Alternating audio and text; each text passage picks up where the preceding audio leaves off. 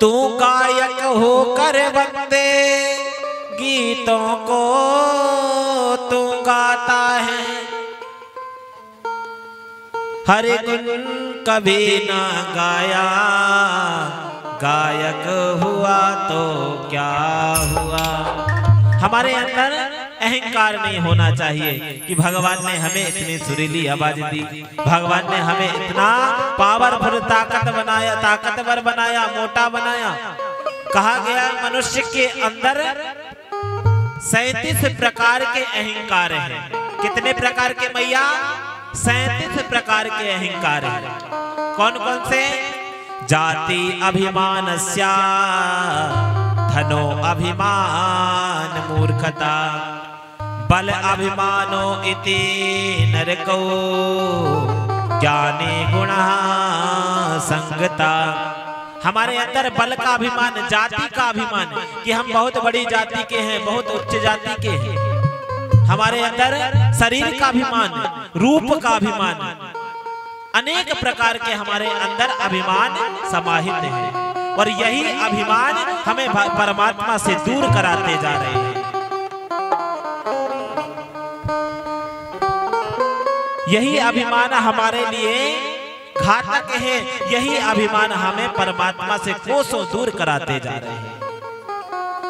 और हमसे परमात्मा कोसों दूर चले जा रहे हैं। और जिस दिन हमारे अंदर से एक भाव आ जाएगा, क्या? जाति पात पूछते नहीं कोई, हरि को भजे सो हरि को होई। हमारे अंदर एक भावना होनी चाहिए। परमात्मा ने तो 4 वर्ण बनाए हैं, क्षत्रिय, शूद्र, वैश्य और ब्राह्मण। ये 4 वर्णों से हमारा पूरा संसार चल रहा है। तो हमारे अंदर जाति का अहंकार नहीं होना चाहिए। हमारे अंदर ये मिट्टी का शरीर है मैया, इसमें जितना आप सफेद पाउडर लगाओगे उतना चमकदार हो जाएगा। दुनिया की नजरों में खूब गोरे दिखाओगे, लेकिन परमात्मा की नजरों में हमेशा काले ही रहोगे। क्यों? क्योंकि हमारे कर्म ही ऐसे हैं। और कर्म अगर हम बहुत अच्छे कर रहे हैं, सतमार्ग की रास्ता पे चल रहे हैं, तो पाउडर लगाने की जरूरत नहीं। परमात्मा की कृपा से वैसे ही व्यक्ति गोरा हो जाता है। परमात्मा ने कहा है दुनिया में इंसान सब चमक सकता है, लेकिन परमात्मा के यहाँ क्या राजा क्या रंग भिखारी, क्या क्या लेकर आता। क्या राजा क्या रंग भिखारी, क्या क्या लेकर आता। जो कोई जैसी करनी करता, वैसा ही फल पाता। मेरे दाता के दरबार में सब लोगों का खाता। मेरे गिरधर के दरबार में सब लोगों का खाता। कोई लुटावे रुपया पैसा, कोई लुटाता छाता।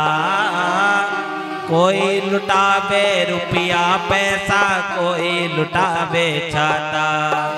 जिसने जैसा कर्म किया है, वैसा ही फल पाता। मेरे दाता के दरबार में सब लोगों का खाता।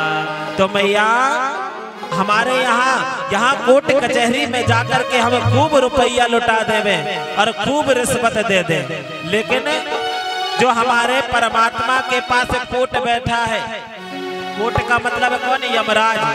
यमराज ही हमारा कोर्ट है। वहां पूछा जाता है, भैया इसे हाथ दिए गए दो भुजाएं हुई, इसने कभी ताली बजाया? बोले नहीं महाराज। बोले हाथ काट दो। कोई रिहाई नहीं, कोई रिश्वत नहीं, कोई रिश्तेदारी नहीं। तो क्या कहा गया है? नहीं चले यहाँ रिश्तेदारी, नहीं चले कोई नाता। यहाँ पर कोई रिश्तेदारी नहीं चलती, यहाँ केवल यही होता है क्या? हमारे अंदर एक ही भावना होनी चाहिए।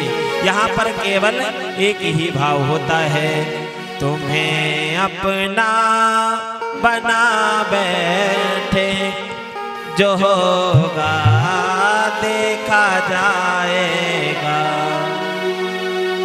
हम तो किसी और को नहीं, परमेश्वर को अपना बना करके बैठे हैं कि कन्हैया अब जीत भी तुम्हारे हाथ में और हार भी तुम्हारे हाथों में है। तो हमारे अंदर ऐसी भावना जिस दिन बन जाएगी मैया, जिस दिन ये अभिमान हमारे शरीर से दूर हो जाएंगे, उस दिन परमात्मा से हमारी मित्रता हो जाएगी। तो आज बड़े भावपूर्वक सुंदर जैसे मैया 7 दिवस बीत गए कथा चलते चलते, आज 7 पुर का बांस की गठाने आज फट गई और तुरंत मैया पार्षद लेने के लिए, आज पुष्पक विमान लेने के लिए धुंधकाली को आ गई। और जैसे ही पुष्पक विमान लेने के लिए आया ना, तो सारे गांव के लोग आज कहने लगे महाराज ये तो बहुत गलत बातें हैं। गोकर्ण जी महाराज कहने लगे क्यों मैया, क्या बात हो गई? बोले कि धुंधकाली भर 7 दिन तक कथा नहीं श्रवण किया, हम भी 7 दिन तक रेगुलर आकर के बैठते थे, हमें भी भगवान का विमान लेने आना चाहिए। तो गोकर्ण जी महाराज ने कहा कि मैया आपका शरीर तो कथा पंडाल पर रहता था, लेकिन जो आपका मन है ना वो आपके घर में था। कि अपने अपने घरन को सबका हुनको प्रीत, और भक्ति में बाधा बने धन्य धन्य रघुवीर। कहा गया है कथा पंडाल पर बैठो तो घर की चिंता नहीं होनी चाहिए, गृहस्थी की चिंता नहीं होनी चाहिए। चिंता हो तो मन में केवल चिंतन होना चाहिए, वो परमेश्वर का चिंतन।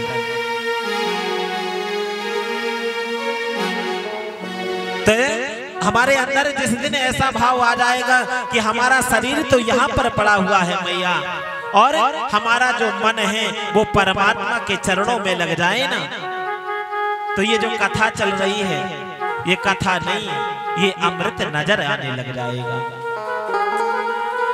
और जिस दिन हमारे अंदर ये भावना आ जाएगी, तब ये पिपरिया गांव नहीं लगेगा, ऐसा लगेगा कि मानो ये हमारा शरीर वृंदावन की रथ यात्रा कर रहा है, कन्हैया के दर्शन कर रहा है। इसलिए हमारे मन को ऐसा बनाना चाहिए कि कथा पंडाल पर जब तक हम बैठे तब तक हमारा जो मन है वो कन्हैया के चरणों में लगा रहे। लेकिन एक बात और है मैया, जैसे ही वहां पर श्रीमद् भागवत कथा संपूर्ण हुई, धुंधकाली को आज पुष्पक विमान लेकर के चला गया और धुंधकाली को मोक्ष प्रदान हुआ। बोलिए धुंधकाली महाराज की। जैसे धुंधकाली को मोक्ष प्राप्त हुआ, गोकर्ण जी आज पुनः काशी में जाकर के गुरु जी के पास विद्या अध्ययन करने लगे। और सुंदर आज मैया जो श्रोता बंधु थे, गोकर्ण जी के भागवत सुनाने के बाद आज जो श्रोतागण थे, जो रोज हजारों पाप करते थे, आज वह पाप करना छोड़ दिए। कहने लगे हमारे गुरुदेव ने बताया है कि प्रातः काल उठकर रघुनाथा माता पिता गुरु नाम ही माता, अब तो हम माता पिता के चरणों की सेवा करेंगे। तो आज क्या कहने लगे, वो हरि की कथा सुनाने वाले, हरि की कथा सुनाने वाले तुमको ला, ओ हरि की कथा सुनाने वाले, ओ प्रभु की कथा सुनाने वाले तुमको लाखों प्रणाम, तुमको लाखों प्रणाम। हरि की कथा सुनाने वाले, प्रभु की कथा सुनाने वाले तुमको लाखों प्रणाम, तुमको लाखों प्रणाम।